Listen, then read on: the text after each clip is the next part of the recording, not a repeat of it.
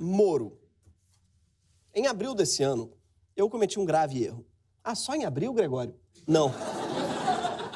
Em maio e junho também, e fevereiro também, enfim, carnaval, uma série de equívocos. Mas em abril foi especial, porque esse erro teve consequências mais sérias.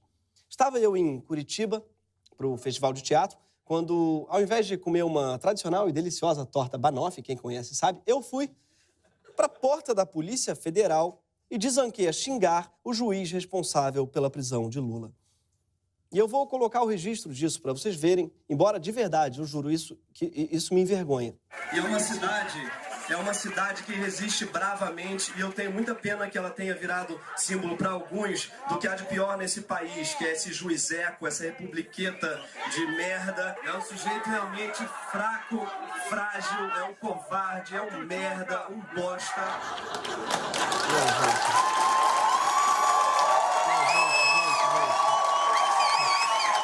Não pode. Gente, não pode. Pra que eu fiz isso, gente? Teve graça? Não. Emocionou? Não. Fez alguém mudar de ideia? Não. Falei alguma novidade? Não. Pra que então abrir a boca, Gregório? Tanta coisa melhor pra se fazer em Curitiba. É que não me ocorre nada agora, mas tem. Cada ponto de ônibus bonito, coberto. Aquele relógio no meio do canteiro que passa. Oh. Enfim, depois disso, um promotor de Santa Catarina apontou que eu teria cometido injúria contra o Moro. Sem entender que eu não chamei de merda, era no sentido bom da palavra, assim. Era... O que não me ocorre também qual, mas deve ter. O promotor se sentiu indignado porque eu fui muito, aspas, incisivo com essa autoridade que é exemplo para todos nós no país, fecha aspas. A sorte é que o crime de injúria precisa ser movido pelo injuriado e não pelo fã do injuriado. Senão ninguém podia falar mal do BTS sem sobrecarregar o judiciário. O Moro, no caso, ele respondeu me chamando de, aspas, suposto comediante. E dizendo que não vai me processar, pois ele é daqueles que ainda acreditam na liberdade de expressão e na de imprensa, me dando, assim, um habeas corpus preventivo para falar dele. Moro disse também que as declarações, aspas, de baixo nível dizem mais sobre o ofensor do que sobre ele, fecha aspas. Que é o famoso idiota quem me chama faz xixi e cocô na cama. Sofisticado. É um... Mas o Moro tem razão numa coisa. Aquilo que eu falei, realmente, foi de baixo nível. A função do humorista não é essa, tá? Eu tô falando sério. Eu acho que o humorista, ele pode até querer jogar pra plateia, mas é muito ruim quando ele deixa de fazer humor só pra jogar pra plateia. E é por isso que eu acho mesmo que eu errei. E eu peço desculpas, não só a ele, mas ao público também, que merecia que o juiz fosse desancado com mais classe. Com argumentos, com piadas e não com injúrias. O objetivo do humorista não é dizer que alguém é um merda, é provar que alguém é um merda. Sempre colocando umas piadas no meio para o espectador pensar que ele chegou a essa conclusão sozinho. Eu vou resumir, para caso você tenha passado 2 semanas numa caverna. O Intercept Brasil divulgou conversas privadas entre os procuradores da Operação Lava Jato e o juiz Sérgio Moro, que deixam evidente que existiu uma relação de cooperação entre o juiz e a acusação, o que é ilegal. E não só de cooperação, mas de brodagem mesmo. O Moro sugeriu ao Ministério Público Federal trocar a ordem de fases da Lava Jato, cobrou a realização de novas operações, deu conselhos, criticou a defesa de Lula, fez pedidos para a assessoria de comunicação, indicou testemunhas que ainda não tinham feito contato com o Ministério Público, antecipou ao menos uma decisão judicial e pediu para não melindrar o ex-presidente Fernando Henrique. Ou, como diria o cancioneiro popular, o pato, pateta, quebrou o caneco, prendeu o jararaca, imitou um marreco, pulou no puleiro, perdeu honorários, ganhou um foro privilegiado, não leu um pedaço de um mandato, levou um embargo com peculato, caiu no ônus, melindrou a tigela, tantas fez o Moro que foi pra panela.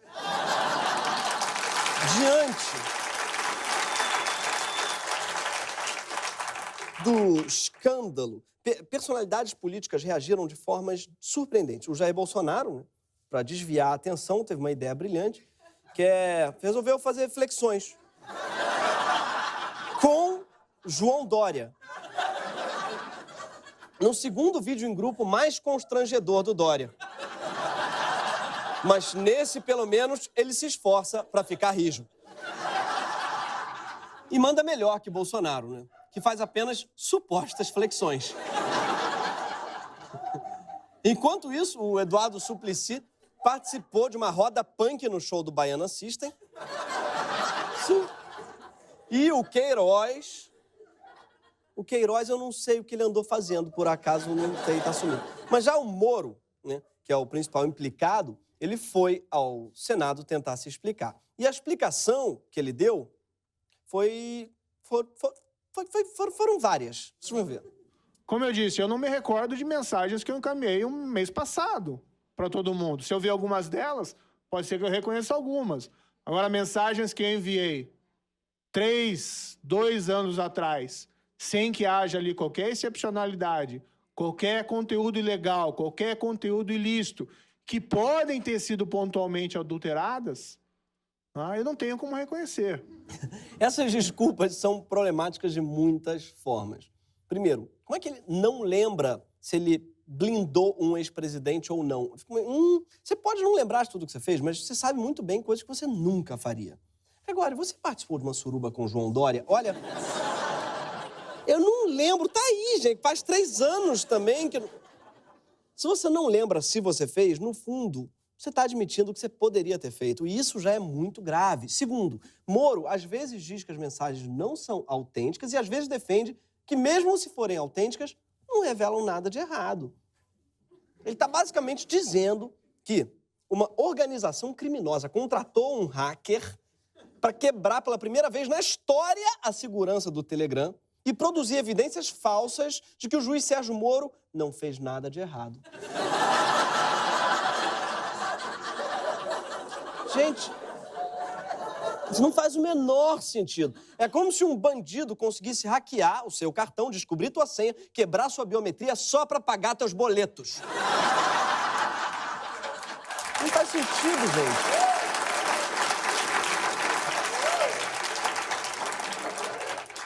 Pra ele, o tal hacker se comportou tipo como esses ladrões dos Estados Unidos que invadiram uma casa e, ao invés de roubar, fizeram faxina. They cleaned the bathroom, cleaned all the floors. His son's room was tidied up. All the stuffed animals lined up in a row. Everything stacked and ordered.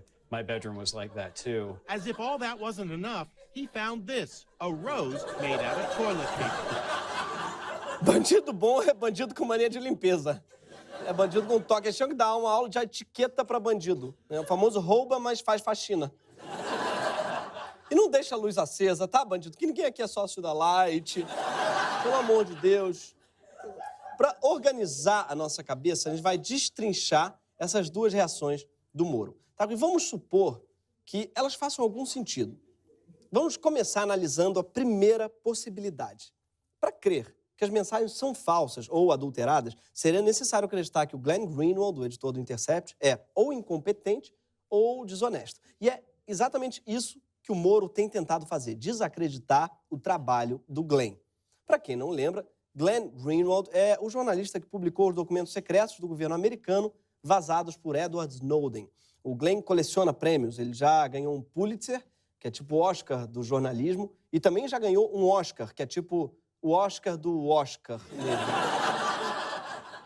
Mas, para Moro, ele não passa de um sensacionalista. Como ele já falou em entrevista, aliás, entrevista para um jornalista, esse sim, realmente profissional, que é o Ratinho. Foi um barato, realmente. Foi um barato ver a coragem do Moro de ser confrontado com um profissional tão crítico e tão imparcial. Olha que beleza. Muito orgulhoso de receber aqui esse que eu acho que não é o que acho, mas a grande maioria da população brasileira acha que é o nosso herói. Nosso herói não tem capa, não voa, não é homem de aço.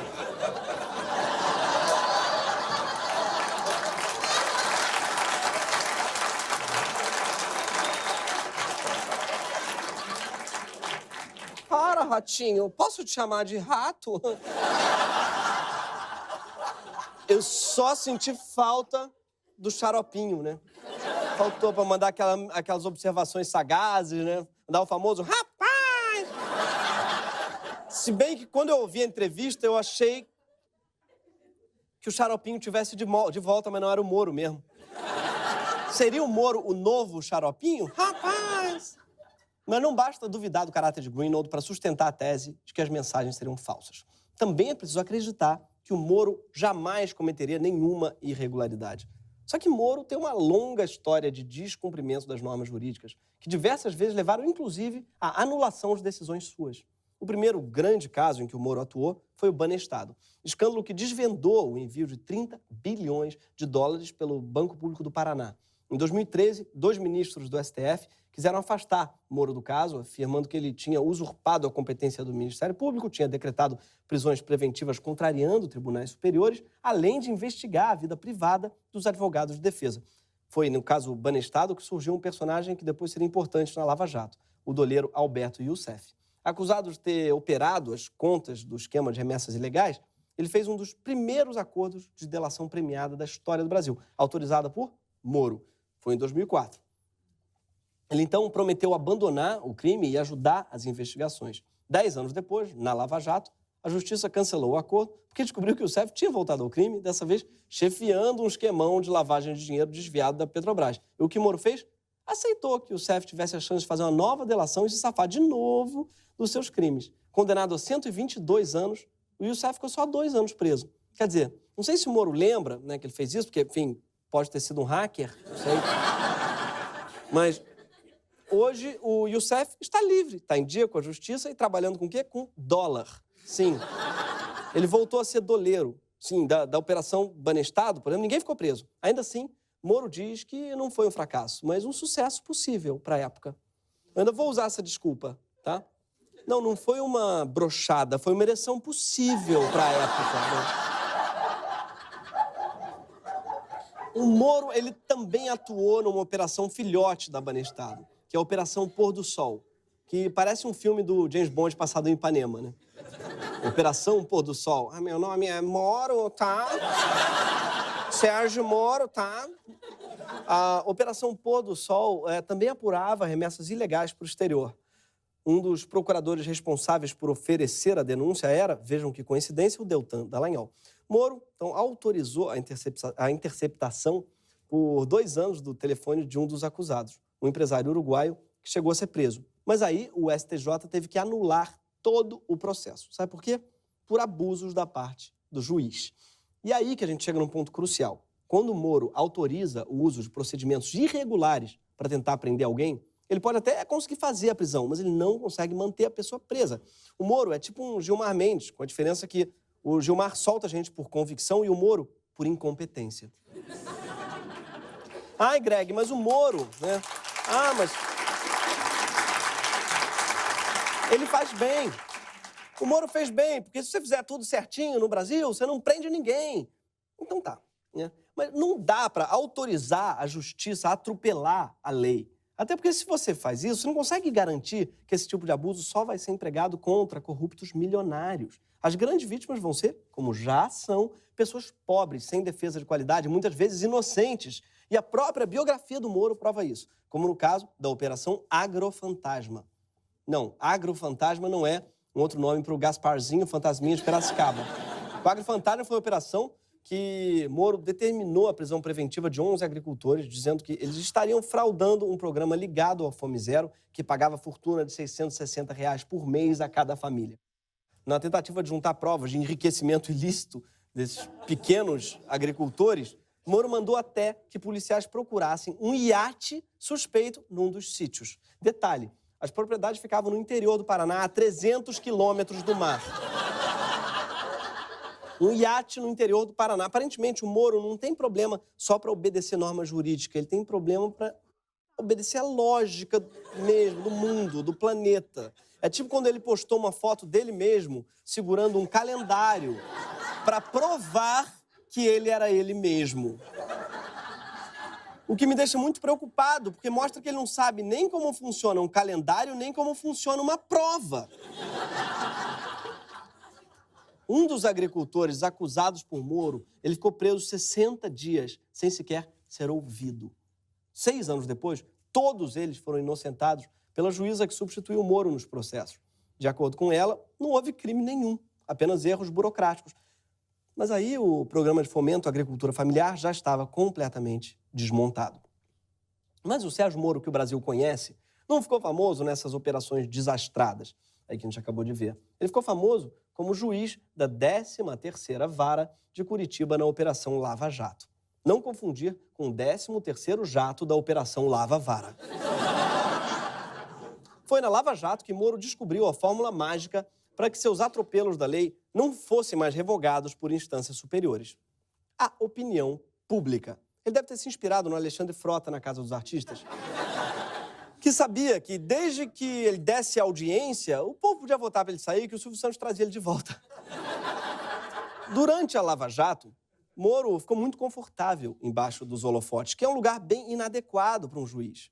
Porque em vez de ser o que a lei pede que ele seja, moderador, imparcial, isento e distante, Sérgio Moro se tornou um personagem público mais importante do que os réus. Em pouco tempo, ele não era só o representante do judiciário. Ele era o sujeito que estava livrando o Brasil da corrupção, o herói, o ungido por Deus, e o pior, ungido da imprensa. Em 2017, Moro foi considerado brasileiro do ano pela revista Isto É. Em 2016, uma das pessoas mais influentes do mundo pela revista americana Time e uma pessoa que faz diferença pelo jornal O Globo. O juiz não precisa muito fazer diferença, bastava fazer direito mesmo. Moro é tão adorado que tem gente que diz que ele está imbuído de uma missão divina. Será que você ajuda as pessoas porque você é bonito? Você ajuda porque você acredita em poder maior. Esse Moro, né? O que ele está fazendo? Ele está sendo orientado por Deus. Eu acho meio estranho que o João de Deus diz que cura o câncer com as mãos, mas pro cabelo branco dele ele usa tinta caju. Dá pra resolver de outro jeito? Passa a mão aí, meu filho, não sei. Mas, se ele estiver falando a verdade, Deus de fato tenha orientado Moro, eu espero que não tenha sido pelo Telegram. Senão o Glenn vai vazar Deus. Deus não vai ter como dizer que não lembrava, que é onisciente. Vai dar um problema. Mas, enfim, foi assim, né, ungido por Deus, que Moro continuou cometendo um monte de irregularidades. Vale lembrar que quando Moro autorizou a quebra do sigilo telefônico da então presidenta Dilma Rousseff, em 2016, ele também fez depois do prazo permitido. A autorização valeria só até às 11 horas daquele dia, mas o áudio vazado era de 1h30 da tarde. Então, Moro atrasou o prazo e fez manobras para beneficiar a sua operação. Como é que a gente poderia chamar isso? É a famosa pedalada judicial. E não é que ele grampeou, ele vazou o grampo da Dilma para a imprensa divulgar, e ninguém da Globo News, na época, questionou a legalidade do vazamento antes de levar ao ar. Moro teve apoio de grande parte da imprensa, de boa parte da população e de inúmeras celebridades. Várias delas, inclusive, chegaram a formar um grupo de apoio ao juiz, sim. O Moro Bloco. Saudade quando Márcio Garcia só andava com gente inocente. Vários outros artistas também deram match com esse sujeito. Alguns deram, inclusive, literalmente. Que a gente quase o transforma em herói. Que eu dou match pro Sérgio Moro, apesar de saber que ele é casado, de conhecer a esposa dele, mas pela admiração e gratidão que eu tenho por tudo que ele tá fazendo. Então deu match, finalmente! Eu acho que o Porchat, ele é discreto, ele fala, né, baixo, assim, tem uma... Fácil dar match com o Moro no Tinder. Não tem áudio, né? Quero ver quando migrar pro Zap ou pro Telegram. Aliás, depois do famoso gemidão do WhatsApp, vem aí, se preparem, o gemidão do Telegram. A gente conseguiu um áudio aí que vazou de um suposto gemido. Senhoras e senhores, como eu disse,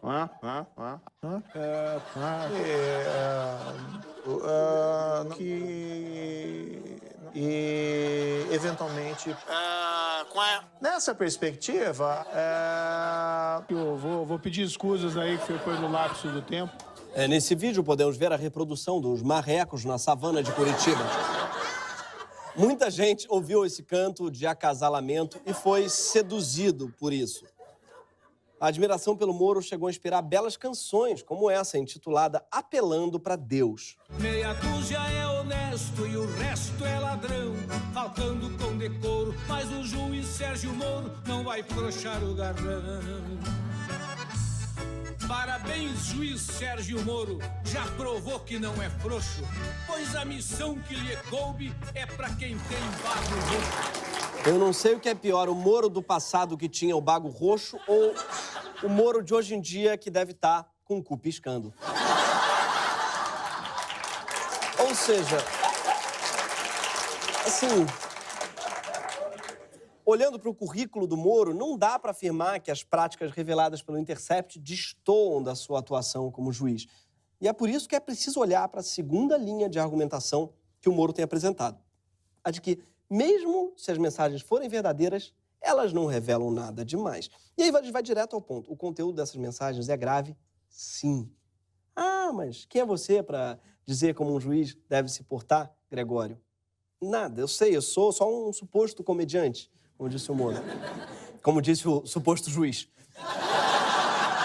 Mas existe um código de ética da magistratura, que se chama Código de Ética da Magistratura mesmo.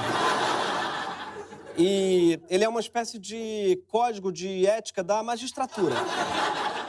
E no seu terceiro capítulo, que trata da imparcialidade, ele tem só 2 artigos que são bem claros.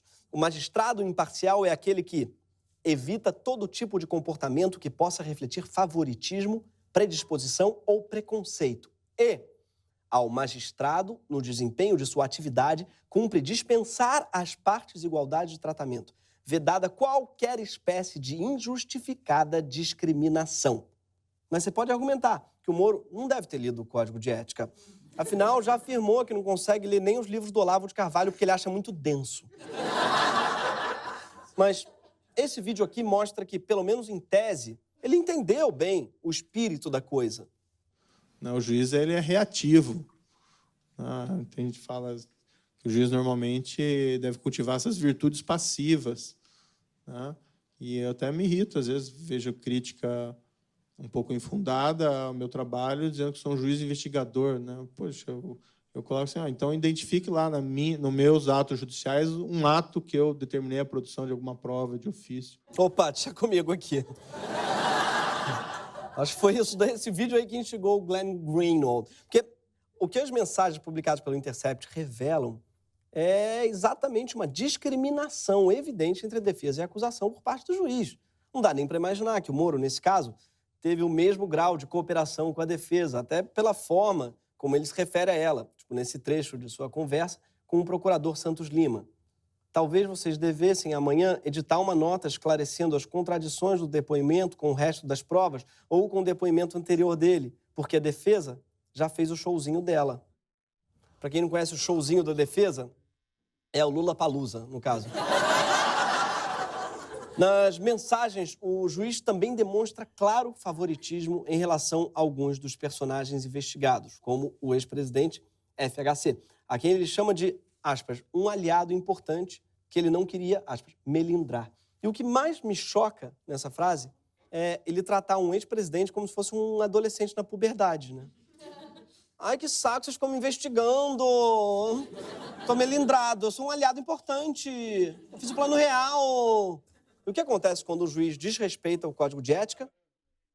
O processo todo pode acabar anulado. E anular a Lava Jato significaria soltar grande parte dos condenados, exatamente como no caso da Operação Pôr do Sol. Imagina que seu time está ganhando de 3-0.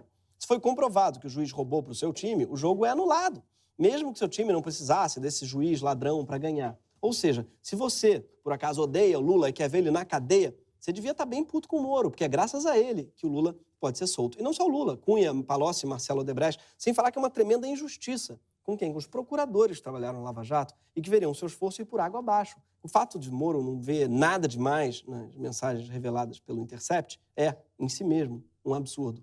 Porque revela que não acha nada demais que um suposto juiz evite melindrar um suposto presidente. Mesmo que Moro não seja o autor das mensagens, o que a gente já mostrou que é improvável, assusta o fato dele não ver nada de irregular ali.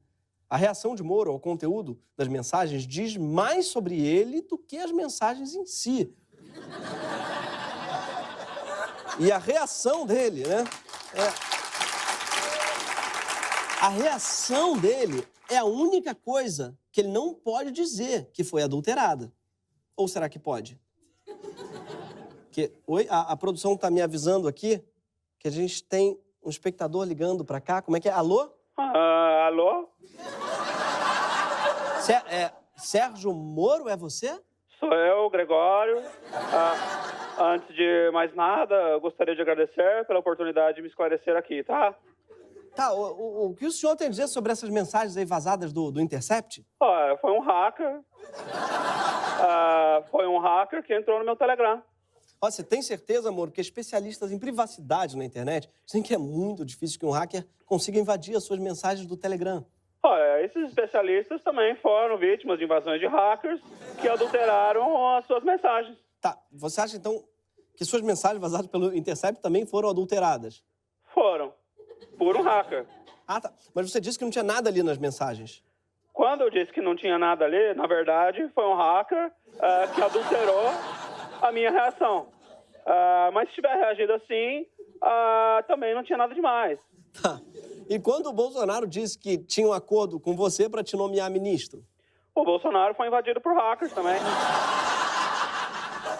Olha, eu sei, Moro, mas... Mudando de assunto, só para saber, a sua voz, por que sua voz é assim, tão peculiar? São hackers, hackers que invadiram minha laringe, tá? As palavras cônjuges, rugas, foram alteradas por um hacker.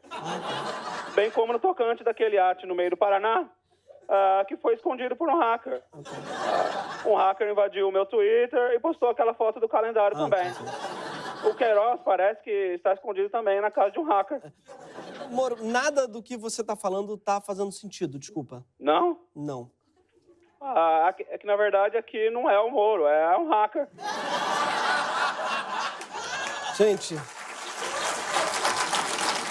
Moro, você tem mais alguma coisa a dizer pra gente, não? Bom, peço escusas. Esse foi o Greg News, pessoal.